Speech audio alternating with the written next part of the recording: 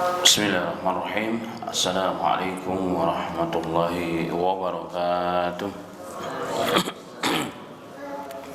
Alhamdulillahilladzi ahyana ba'dama amatana wa ilaihin nusyur.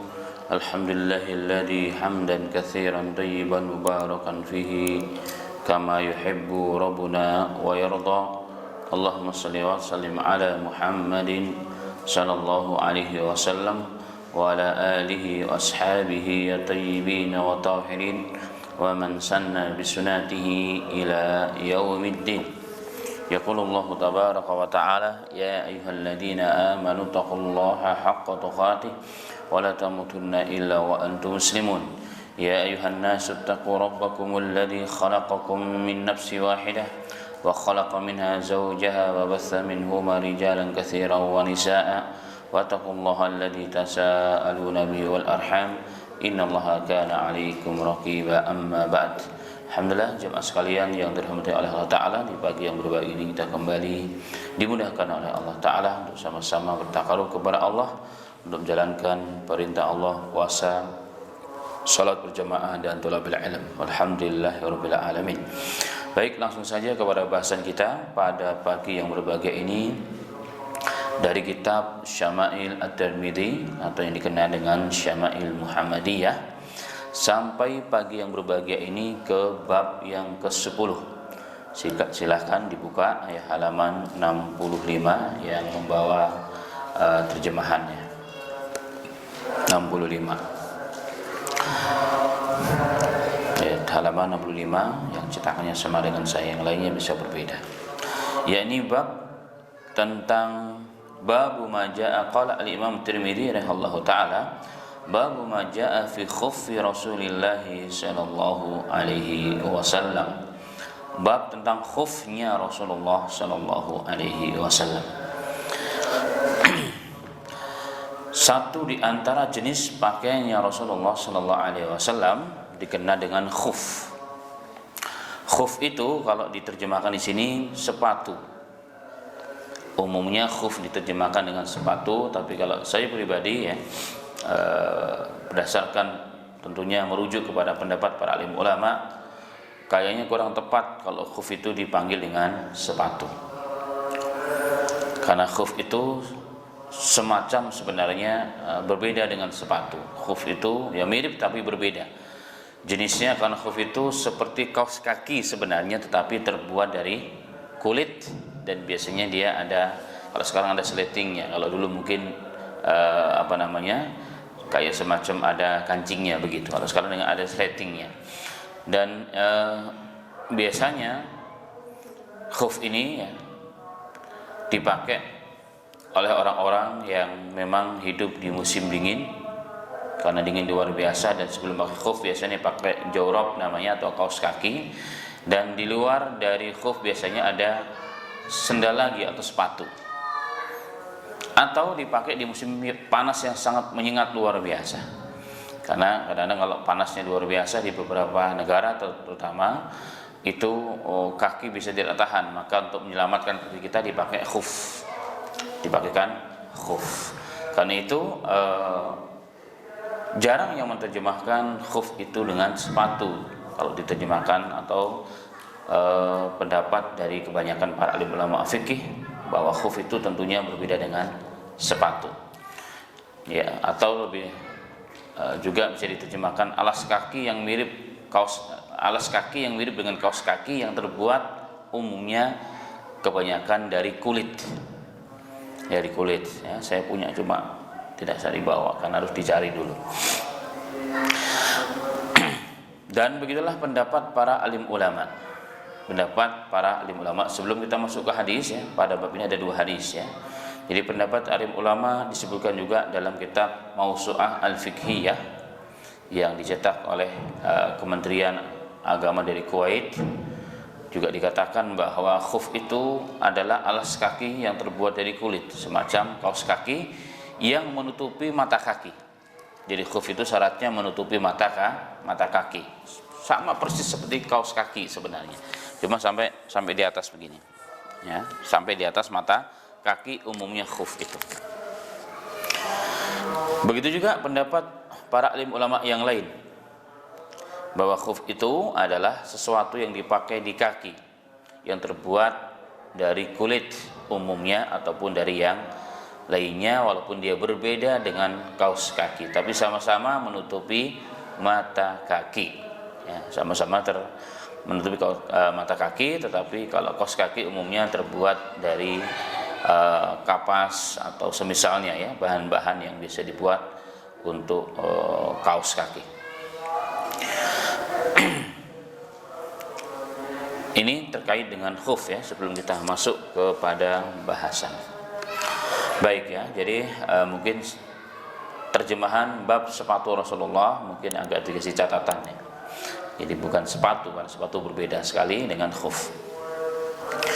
Taib. Hadis yang pertama yang dinukilkan oleh Al-Imam rahimahullahu taala adalah hadis yang diriwayatkan kepada Ibnu Buraidah dari bapaknya Buraidah radhiyallahu anhu. Beliau bercerita, anna Najasyiya ahda li Nabi sallallahu alaihi wasallam khufaini aswadain sadajaini falabisahuma summa tawaddu'a famassaha alaihima. Hadis sahih dari seorang sahabat ya, Ibnu Buraidah dari bapaknya Buraidah. Beliau bercerita bahwa Raja Najasyi ya, Raja Najasyi adalah raja penguasa wilayah Habasyah atau Ethiopia, hari ini masuk ya. Dulu namanya Habasyah, dan Habasyah ini meliputi banyak negara sebenarnya, termasuk kekuasaannya pernah sampai ke Yaman. Dan mereka secara ideologi adalah beragama Nasrani, Ahlul Kitab. Jadi Najasyi adalah Kristen ya, Nasrani. Dan Najasyi ini masuk Islam. Najasyi ini masuk Islam, dan ketika beliau meninggal dunia, Allah melalui malaikatnya memberitahukan kepada Rasulullah bahwa saudaramu telah meninggal dunia di negeri seberang sana dan tidak ada yang menyolatkannya. Maka Rasulullah menyolati dengan sholat gaib. Nah, inilah asal mula adanya sholat gaib dalam ajaran Islam, karena Rasulullah pernah melakukan untuk Najasyi ya, untuk Najasyi ketika beliau meninggal dunia dan tidak ada yang menyolatkannya. Nah, ini bahkan diberitahukan langsung oleh Allah melalui malaikat Jibril alaihi salatu wasalam. Itulah asal muasal. Baik, kemudian terjadilah perdebatan ulama, apakah disyariatkannya salat gaib itu seperti kasus Najasyi, artinya orang yang belum disolati, atau boleh juga menyolati orang yang sudah disolati tapi kita jauh tidak bisa sampai ke sana. Ini terjadi ikhtilaful ulama, tapi intinya memang sholat gaib itu ada dalam ajaran Islam ya, hanya ikhtilaf menerjemahkannya yang gitu. Baik, kita lanjut. Najasyi ini pernah memberikan hadiah, dan Rasulullah sering dikasih hadiah oleh Najasyi. Di antaranya adalah bahkan beliau dikasih khuffaini asfadain, dua khuf. Tentunya yang dimaksud dua khuf di sini adalah sepasang khuf yang berwarna hitam pekat. Sadajai ini artinya pekat. Falabisuhuma, dan Nabi Muhammad sallallahu alaihi wasallam memakainya. Summa tawaddu'a famassa 'alaihima. Kemudian ketika beliau berwudu, beliau hanya mengusap atasnya saja. Ya, jadi mengusap atasnya, kan kaki begini. Ya, saya contohkan nih kaki, maka yang diusap sini, bukan bawahnya, cuma diusap saat berwudu. Ya, nanti di akhir kita akan tambahan secara masail fikihnya. Ini hadis yang pertama.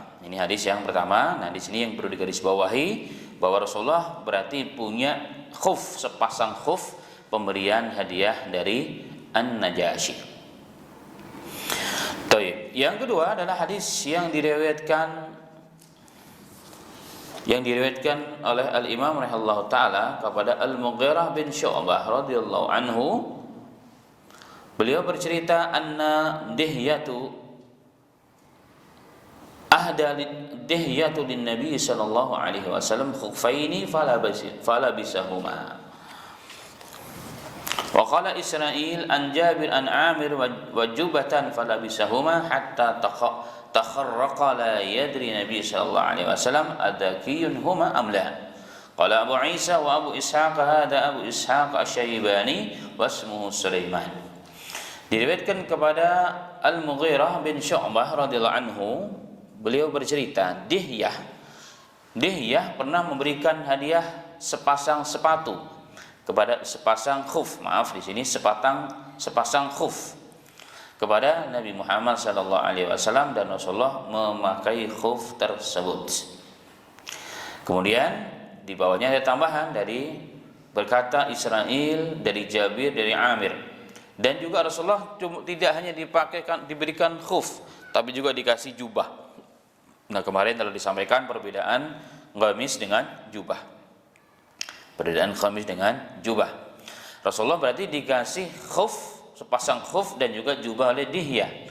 Dan Rasulullah memakai keduanya hatta takharraqa, subhanallah, sehingga keduanya sampai robek.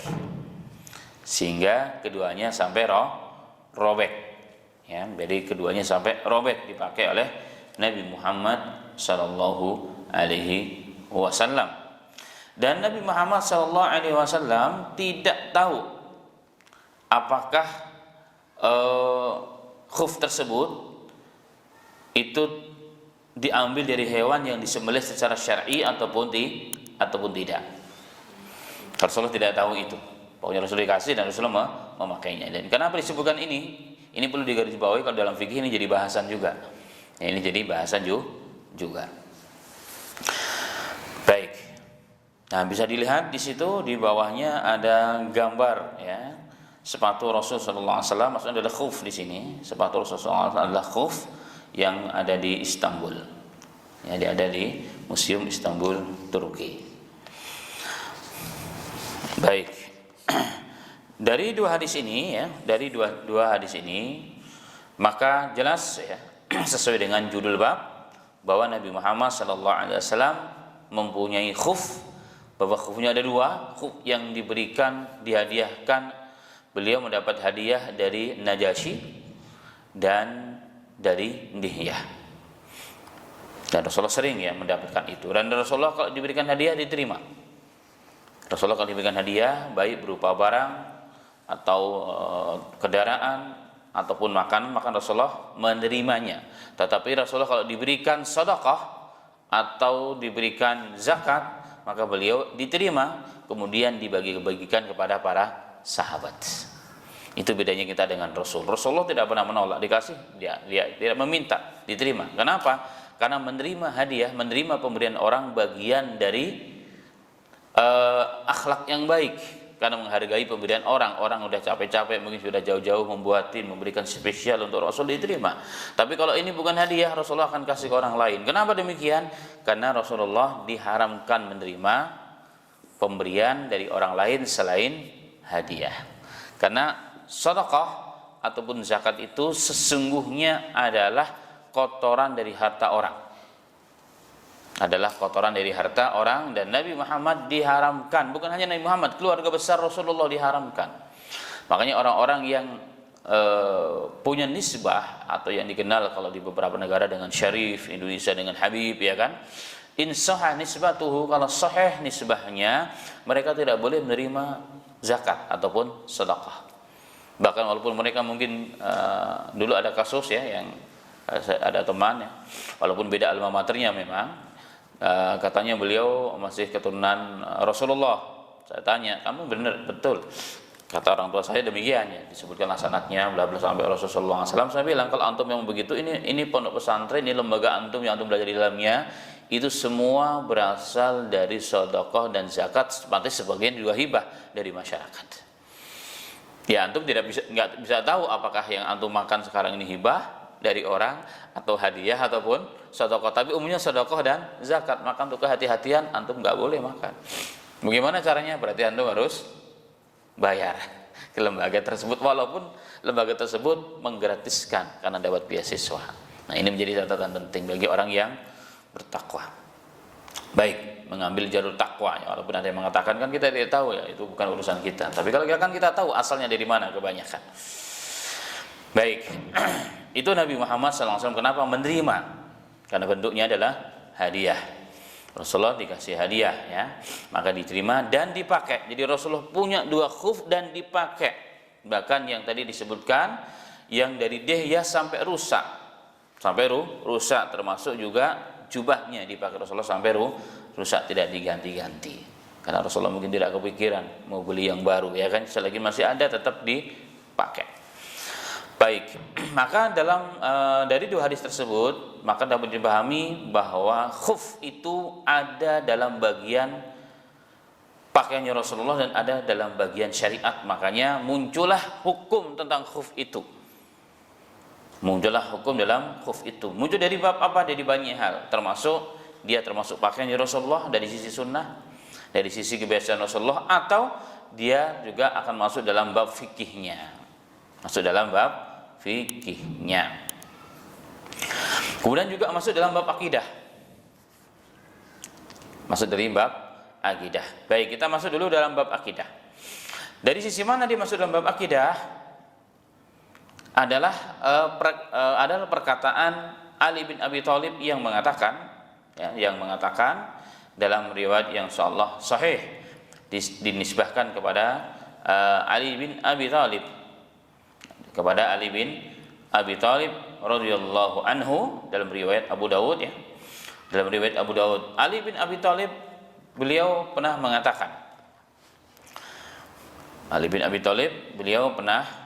mengatakan, riwayatnya sahih, ya, riwayatnya sahih kepada Rasulullah, kepada Ali bin Abi Thalib. Ini perkataan Ali tapi bercerita tentang Rasul. Lau kana ad-dinu bir-ra'yi lakana asfalu khuffi aula bimashi min a'lahu. Ali bin Abi Thalib mengatakan, agama itu seandainya tolak ukurnya, landasannya adalah logika, akal manusia semata. Ya, bukan berarti akal dan logika tidak sesuai dengan agama, bukan. Tapi seandainya agama kita ini tolak ukurnya, landasannya bukan Quran dan hadis, tapi logika. Artinya kalau nggak sesuai, ditinggalkan, ya.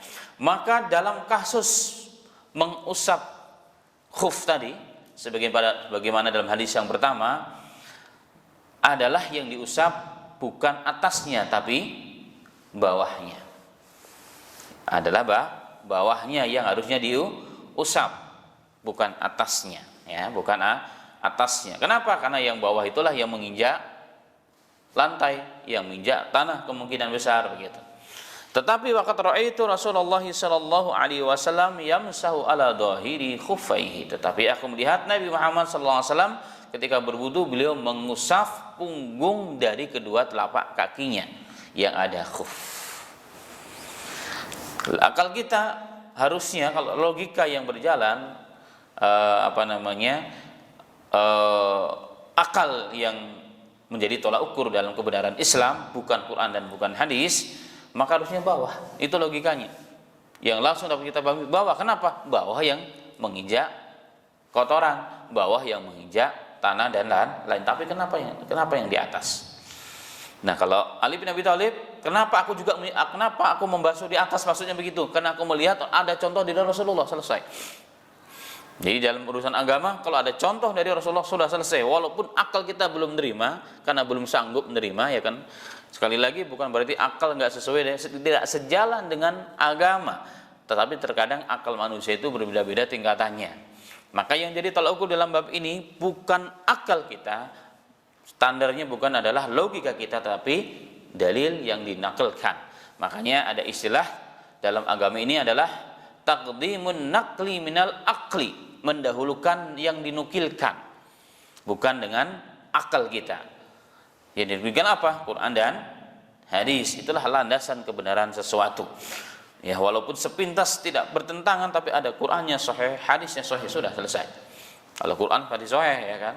Kalau hadis bisa sahih, bisa tidak sahih. Nah, ini yang saya maksud, bahwa bab khuf ini kelihatan sepele, tapi dia masuk dalam bab akidah. Dan itu pegangan setiap muslim. Baik.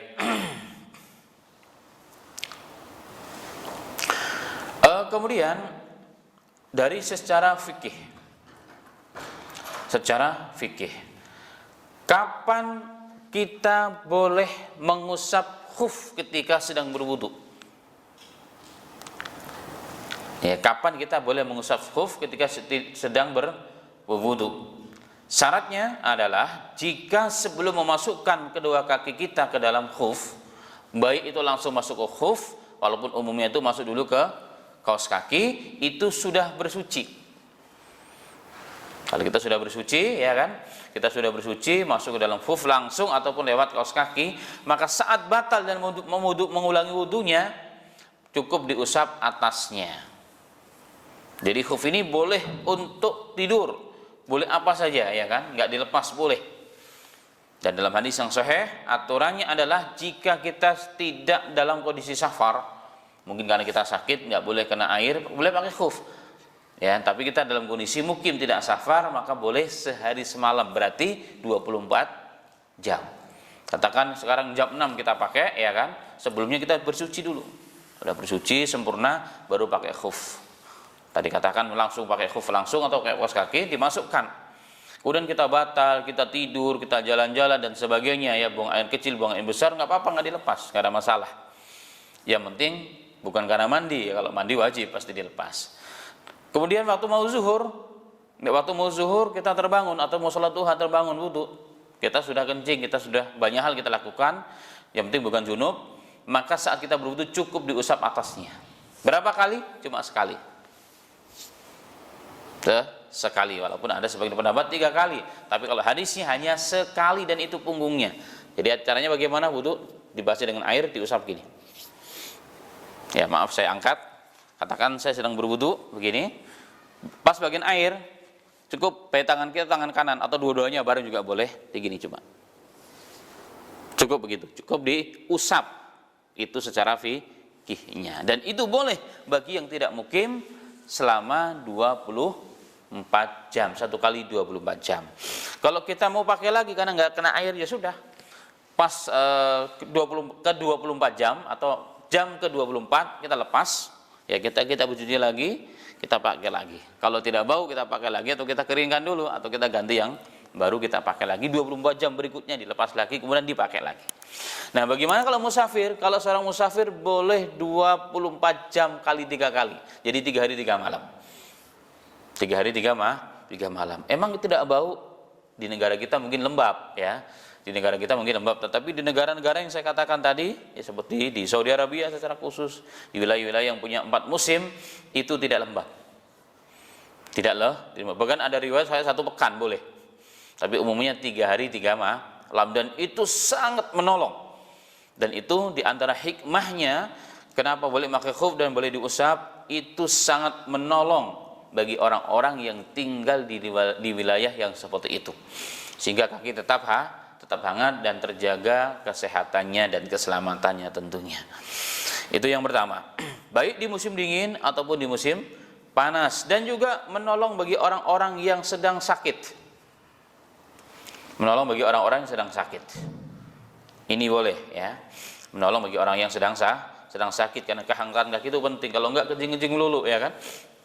Itu penting. Dan yang ketiga adalah memudahkan. Islam ini memudahkan terutama bagi orang yang sedang safar atau yang sedang membutuhkan. Terutama kalau dalam safar, apalagi di zaman dahulu, ini sangat menolong luar biasa. Terasa betul, ya. Terasa betul disyariatkannya atau disunahkannya memakai khuf. Di Indonesia di mana kita dapatkan?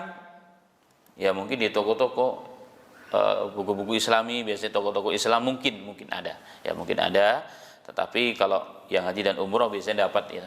Dan itu banyak produksi Saudi sendiri atau produksi saya lihat banyak dari India, Pakistan, juga dari beberapa negara lainnya.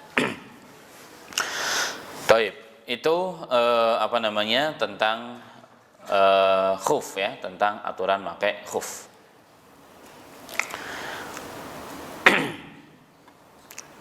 Kemudian ma'asyiral muslimin rahimani wa rahimakumullah,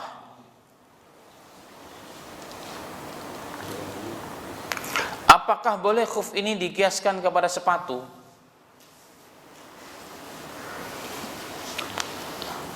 Apakah boleh khuf ini dikiaskan kepada sepatu? Apalagi dalam bahasa kita umumnya diterjemahkan khuf itu adalah sepatu. Jadi saat kita sholat pakai sepatu begitu, waktu wudu cuma diusap atasnya, boleh enggak? Nah, kalau kita melihat umumnya di Indonesia, ulama menerjemahkan khuf itu adalah sepatu yang paling masuk akal, karena kita kan jarang lihat khuf, hampir nggak pernah. Kalau di sini mungkin kalau saya suruh angkat tangan, mungkin hanya beberapa yang pernah melihat khuf, apalagi sampai pakai khuf. Karena di Indonesia nggak begitu penting menurut kita, ya. Kecuali kalau memang dalam kondisi sakit. Apakah boleh dikiaskan ke sana? Nah, kalau kita melihat pendapat-pendapat ulama dan hukum-hukumnya mirip, maka mereka mengatakan boleh. Asal dengan syarat yang tadi, khufnya tetap terjaga kesuciannya. Khufnya tetap terjaga kesuciannya dari hal-hal yang najis, ya, dengan hal-hal yang najis. Tapi memang agak repot, ya. Kalau khuf kan bisa untuk tidur, bisa di mana aja, ya kan, di dalam rumah dan sebagainya. Karena bawahnya biasanya kalau kita jalan di luar dikasih alas lagi, ada sendal khususnya atau ada sepatu khususnya. Tapi kalau sepatu, kita habis dari kantor, mungkin kita habis jalan-jalan kemana begitu kan. Nah, ini hal-hal yang mungkin menjadi catatan. Tapi asalnya seandainya bisa dijaga kesuciannya, maka diperbolehkan. Ya, terutama kalau di zaman dahulu. Ya, di zaman dahulu bahkan Nabi Muhammad SAW terkadang sholat menggunakan sendal. Rasulullah sholat menggunakan sendal. Bahkan ada hadis yang sahih kepada Rasulullah SAW, berbedalah kalian dengan orang Yahud dan orang Nasara. Kalau mereka dulu ketika mau ibadah di tempat ibadahnya nggak boleh masuk ke tempat ibadah kecuali harus dilepas sendalnya. Kita harus berbeda. Maka Rasulullah membolehkan orang sholat pakai sendal. Makanya Nabi Muhammad dalam bab fikih biasanya diterangkan tentang bab toharoh. Ketika mau masuk masjid, Rasulullah menggosok-gosokkan sendalnya 3 kali di tanah, takutnya ada najis, baru Rasulullah masuk ke dalam. Pernah dengar hadis itu? Karena Rasulullah mengatakan sesungguhnya tanah itu mensucikan najis yang ada pada sendal kita atau khuf kita. Kemudian kita pernah juga dapati hadis Nabi Muhammad SAW sedang sholat. Tiba-tiba Jibril bilang, wahai Muhammad, di kaki salah satu kakimu itu ada najisnya, lepas sepatu mau lepas sendalmu. Maka Rasulullah ketika sholat melepas sendalnya, maka otomatis sahabat yang di belakangnya semuanya melepas. Maka ketika selesai, Rasulullah Assalamualaikum, Rasulullah berbalik badan. Rasulullah bertanya, kenapa kalian tiba-tiba melepas sendal semuanya? Apa kata sahabat? Karena kami melihat engkau melepas sendal ya Rasulullah dalam sholat. Bagi kami, apapun yang kau lakukan itu terbaik, kami ikuti. Walaupun kami nggak tahu alasannya, itu sahabat. Itu namanya iman, ya. Itu namanya iman, apa adanya, sudah. Rasul begini, ya sudah. Rasulullah mengatakan, saya tadi itu melepas sendal bukan kenapa-napa, karena Jibril memberitahukan aku di salah satu kakiku di bawahnya ada najis, maka dilepas. Nah, dari sisi bab toharoh, ini dalil bahwa ketika kita menjalankan sholat, maka salah satu syarat sholat itu harus suci tempat kita sholat dan juga pakaian kita, yang termasuk pakaian bukan hanya baju dan celana dan sarung, tapi termasuk juga sendal. Nah, bagaimana hari ini? Hari ini kalau ada orang pakai sepatu masuk ke masjid, pakai sendal, mungkin keluar dari masjid udah babak belur kali mukanya. Itu kalau hari ini, ya kan? Karena memang kondisinya sudah begini. Itu dulu berlaku di zaman Nabi Muhammad ketika masjidnya Rasulullah masih dari tanah dan pasir dan kerikil. Dan kerikil digosok-gosok, selesai. Nah, hari ini ya ini tentunya sudah berbeda. Hari ini pun tidak diperbolehkan. Di Masjidil Haram sendiri kan nggak boleh kan? Ya, yang tidak boleh. Makanya jemaah haji dan umrah biasanya oleh KBH-nya, ya kan, atau oleh travelnya, kalau yang apa namanya, yang VVIP-nya dikasih tas kecil. Ketika mau umrah masuk haram, disuruh masukkan sendalnya biar tidak hilang, karena biasanya banyak orang naruh di mana, waktu pulang sudah nggak ada, tuh udah pindah. Maka dimasukkan ke dalam tas kecil, dibawa kemana-mana, atau plastik lah kalau di tempat kita. Nah, ini terkait dengan khuf, ya, terkait dengan khufnya Nabi Muhammad Sallallahu Alaihi Wasallam. Dan khuf sekali lagi berbeda dengan sendal. Kita belum masuk ke dalam bab sendal. Habis ini tentang salah satu, ada sebagian ulama mengatakan salah satu syarat khuf itu adalah bisa untuk berjalan. Bisa untuk berjalan, ya, bisa untuk berjalan. Apakah syarat khuf yang bisa dipakai dan bisa untuk bersuci tadi itu harus betul-betul sempurna rapat? Itu kalau menurut sebagian ulama, iya. Tapi kalau kita melihat hadis yang kedua tadi dari Al-Mughirah bin Syu'bah tadi, Rasulullah memakai keduanya sampai robek-robek. Berarti salah satu khufnya Rasulullah dipakai sampai robek. Kalau robek berarti bolong, kan begitu. Masih bisa dipakai dan kondisi ketika bersuci pun masih seperti itu. Itu faktanya ya, itu faktanya tentang hadis Nabi kita Muhammad sallallahu alaihi wasallam.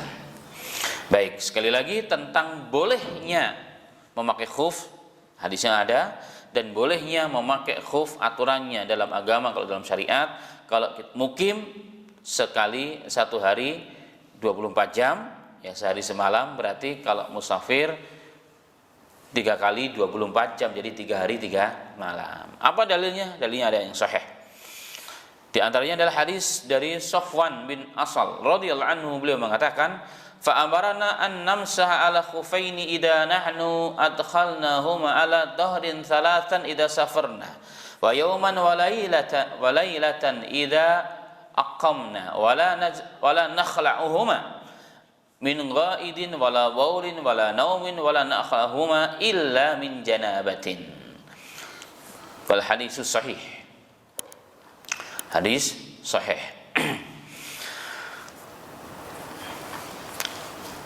Diriwayatkan oleh sahabat ini ya, bahwa kami diperintahkan oleh Nabi Muhammad sallallahu alaihi wasallam ketika berwudu untuk mengusap kedua khuf kami. Tata caranya tadi ya, walaupun mazhab Syafi'i atas dan bawah begini.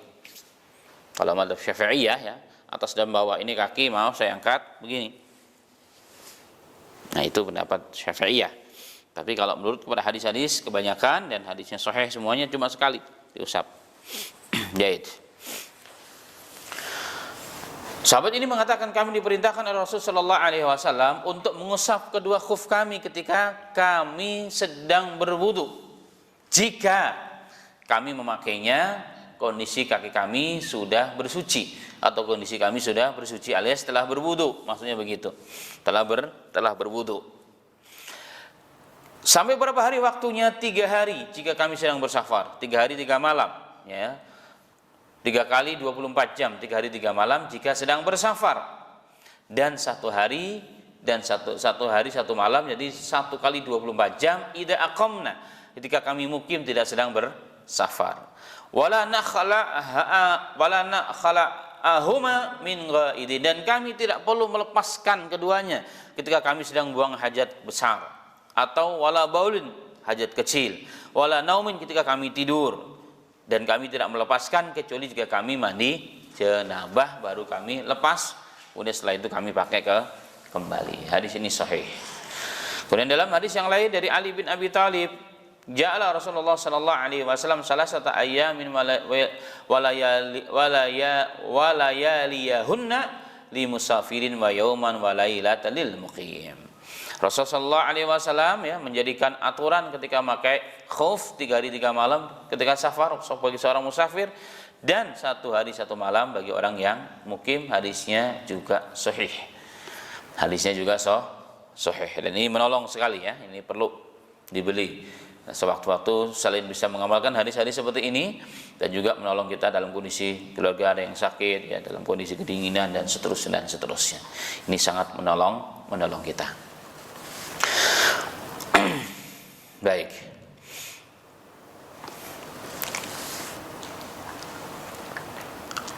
Sebelum kita lanjut, ada tambahan atau ada pertanyaan mungkin tentang bab khuf? Silakan. Kita yakin sepatu kita ini, kalau kita pakai kaos kaki, kita coba sepatu pakai kaos kaki aja bisa nggak? Kita tidak yakin kesuciannya sepatu yang kita pakai. Tinggal pakai kaos kaki. Baik, barakallahu fikum. Tentang bab kaos kaki memang ada hadisnya. Bahkan saya punya kitab tentang disunnahkannya atau dibolehkannya berwudu ketika memakai kaos kaki. Ada kurang lebih ya insyaallah taala 16 sahabat yang meriwayatkan hadis tersebut. Jadi bagaimana hukumnya? Hukumnya mirip dengan khuf. Nah, saya yang tidak bawa kitabnya, berbahasa Arab sih memang. Seperti khuf. Yang penting ketika kita memakai kaos kaki itu kondisi kita sudah bersuci. Maka ketika berwudu cukup diusap di atasnya. sama persis. Nah, sedangkan waktunya memang ulama ikhtilaf. Tapi ada yang mengatakan mirip seperti khuf katanya. Mirip seperti khuf. Adakah syarat-syaratnya? Kalau madzhab Syafi'iyah syaratnya tidak robek dan bisa untuk berjalan. Tetapi kalau merujuk kepada kondisi sahabat ya, mereka orang yang dari secara ekonomi sangat keterbatasan, sehingga banyak diriwayatkan dari Anas bin Malik, banyak sahabat juga kaos kakinya sudah dalam kondisi banyak lubangnya, tapi mereka tetap pakai. Nah, ini sangat menolong ya, terutama bagi para akhwat ya, yang mereka menjaga auratnya ketika berwudu di tempat-tempat umum.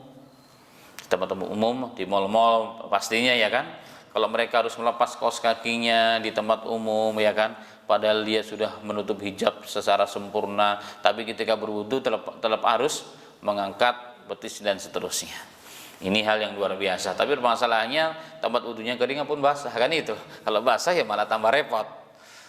Nah, ini tetapi lalu kuliah ini satu kemudahan ya. Ini satu kemudahan dari Islam. Jadi diperbolehkan, walaupun ada yang mengatakan itu dalam kondisi begini dan seterusnya, tapi ada hadisnya. Jadi 16 sahabat yang meriwayatkan tentang diperbolehkannya oleh Nabi Muhammad SAW orang menggunakan khuf ketika menggunakan kaos kaki namanya jawrab ya, jawrab dalam bahasa Arabnya. Jawrabai ini berarti dua kaos kaki. Itu ada 16 sahabat dibolehkannya memakai khuf, memakai kaos kaki ketika sedang berwudu. Ketika sedang berwudu, bahkan ada pendapat boleh sampai 1 minggu. Ya, tapi kalau kita mau mengkias kepada hukumnya karena sama ya, hukumnya sama kalau dalam fikih, kalau hukumnya sama, sebabnya sama, maka mirip dengan hukum khuf. Maka sehari, semalam ataupun 3 hari. Itu jika memang dalam kondisi terpaksa dan tidak memungkinkan untuk itu ya kan. Sekali lagi di Indonesia memang agak berbeda, dia cepat bau. 1 hari aja kita nggak lepas, apalagi kalau agak lembab-lembab dikit pasti bau ya kan. Ini berbeda kondisinya dengan tempat yang lain, tapi intinya diperbolehkan. Dan ini juga merupakan taisir minallah, ini juga kemudahan dari Allah Subhanahu wa taala bagi orang Islam. Ini kemudahan dan ini juga rahmat Allah kepada kita semua. Tetapi saya tidak mantep, rasanya nggak gimana gitu kalau wudu pakai kaos kaki. Itu urusannya beda. Urusan tenang tidak tenang, yakin tidak tenang, ini urusan kita, ya kan? Kata Rasulullah dari yang lain, "Da ma yaribuka ila ma la yaribuka." Tinggalkan yang Anda ragu kepada yang tidak ragu, yang sudah yakin sudah. Kalau Anda kita yakin sudah. Tetapi ingat bahwa agama itu tolak ukurnya bukan diri kita. Kebenaran itu bukan yang sesuai dengan akal kita menurut Ali tadi, tapi jika ada Qur'annya atau minimal ada hadisnya sahih, ya sudah. Kita menerima apa adanya dari Nabi kita Muhammad sallallahu alaihi wasallam. Jika kita belum siap, artinya begini, kita kayaknya hati belum plong, ya sudah. Diri kita yang belum pas, bukan hadisnya yang salah. Jangan ditakwil kemana. Wah, ini kan zaman dahulu, ini kan dulu kita kan negara begini. Enggak perlu seperti itu. Karena Islam itu paripurna, Islam itu universal, Islam itu syumul, sempurna, gak perlu dikurang dan ditambah. Kemudian Islam itu universal, mencakup segala urusan, ya kan, dan juga relevan artinya sesuai, munasib bagi siapa saja, dalam kondisi apa saja, dan di mana saja. Dan juga syumul, universal, alias Islam itu detail, membahas segala urusan manusia, baik urusan agama ataupun urusan dunia, dari tidur sampai tidur kembali, semua ada dalam urusan Islam. Mungkin itu ya jawabannya. Baik, ada yang lain silakan. No. Kalau tadi di misalnya pakai sepatu, kita wudunya pakai sepatu kan, tapi pada saat sholatnya sepatunya dibuka, sholatnya pakai kaos kaki. Sholatnya pakai kaos kaki, baik. Yang diusap itu si sepatunya gitu. Ya. Baik, barakallahu fikum. Ini juga terjadi ikhtilaf ya. Kalau kita sudah berwudu pakai khuf, kemudian kita cara bersucinya pakai khuf, kemudian ketika mau sholat kita lepas khufnya, apakah kaki kita termasuk suci atau itu jadi batal? Itu jadi batal. Tapi yang saya temukan adalah bahwa jika kita memakai khufnya itu sudah dalam kondisi suci, maka ketika kita usap kaki kita, kemudian kita lepas dalam kondisi suci, masih dihitung suci. Dihitung suci. Kecuali jika kita pakai khuf. Jika kita pakai khuf, kemudian kita lepas, kita punya khuf sebelum bersuci, ya, sebelum suci kita lepas, kemudian kita pakai lagi, ya kan?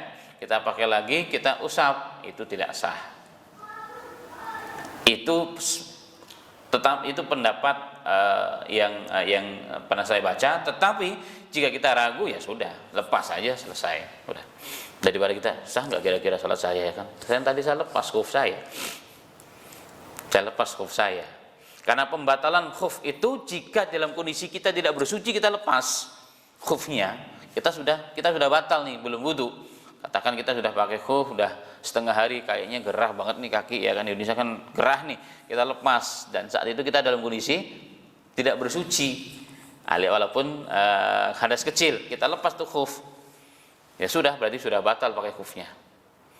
Ya, kondisi kedua kaki kita sudah tidak lagi suci. Nah, tetapi kalau melepasnya dalam kondisi setelah bersuci dan kita sedang bersuci, maka dianggap masih suci. Demikian, ya.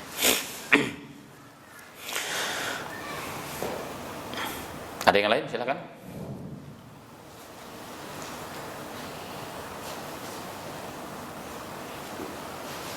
Tetapi dalam pengamalan bab ini, ya, memang perlu hati-hati. Walaupun ada hadisnya, ya, sahih, ada bahasan dalam fikih sahih, tetapi terkadang ketika kita amalkan di tempat-tempat yang orang belum faham, orang tidak mengenal bab seperti ini, perlu hati-hati agar jangan sampai gara-gara ini kan perkara yang sunnah, ya, perkara yang asasnya boleh atau sunnah lah dibilang, jangan sampai menyebabkan fitnah sehingga kita tidak bisa melanjutkan syiar dan dakwah kita yang lebih penting daripada ini. Wah, si fulan baru ngaji sekali dua kali udah aneh sekarang wudunya. Udah nggak lagi dibasuh, cuma diusap doang. Oh, jangan-jangan nih, maaf Syiah.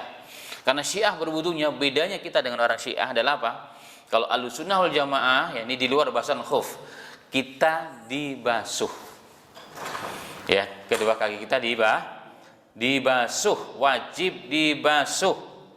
Ya, wajib dibasuh sebagaimana dalam perintah Allah Subhanahu wa taala.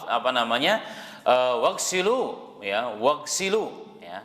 Akan ada awal tuh dari faghsilu wujuhakum wa aydiyakum ilal marafiq wamsahu bi ru'usikum wa arjulakum ilal ka'bain.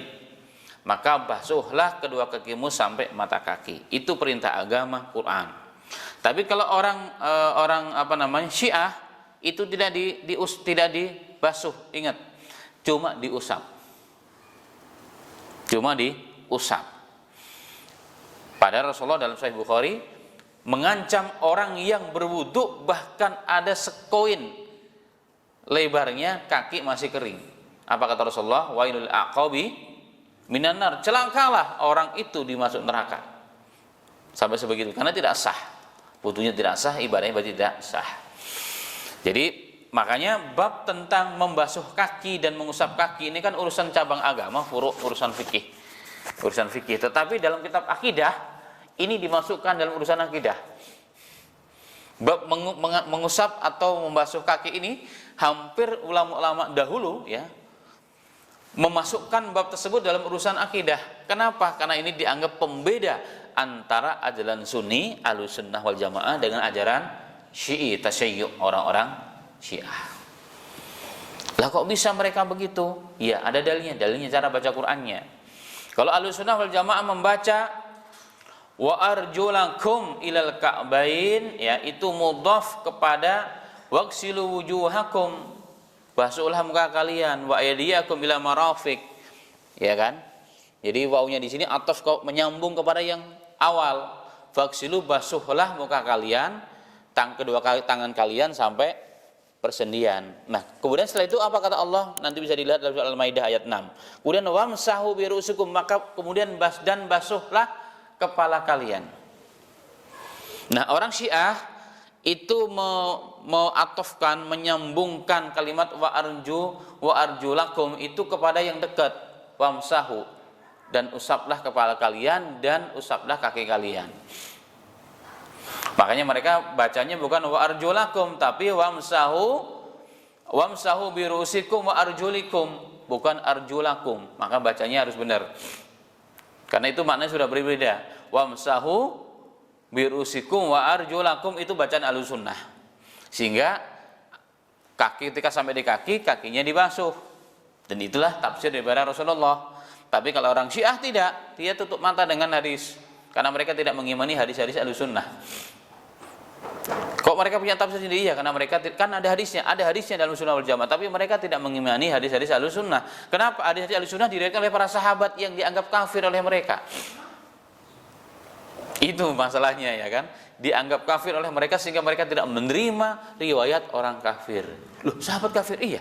Bagi orang Syiah itu cuma 5 ataupun 7 sahabat yang tidak kafir.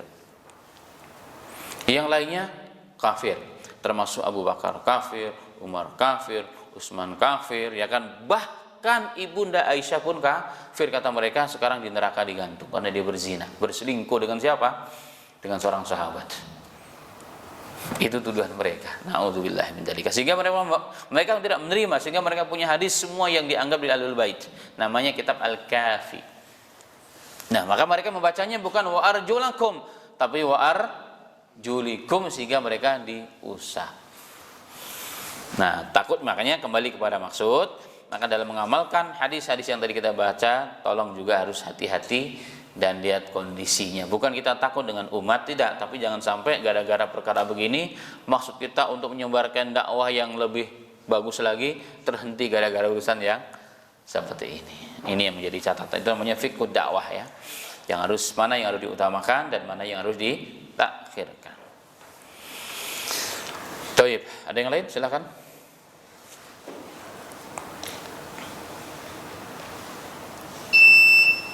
Pas waktunya.